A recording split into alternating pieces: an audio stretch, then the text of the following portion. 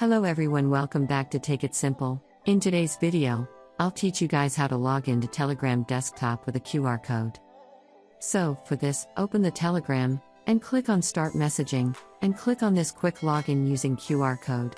And after clicking on Quick Login using QR code, open your Telegram on your phone. Now, remember, you need to be logged into your Telegram on your phone. So, just remember that, and after logging into your Telegram account on your phone, open Telegram and do these steps.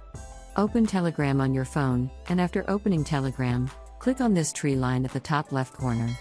Then click on Setting, and I'm sitting scroll down until you see Devices, and click on Devices, and on Devices click on Scan QR Code, and click on Scan QR Code.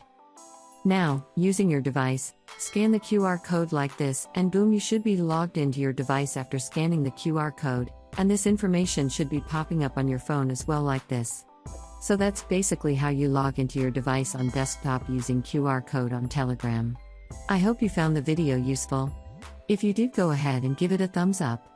Feel free to comment down below in the comment box if you have a question or feedback.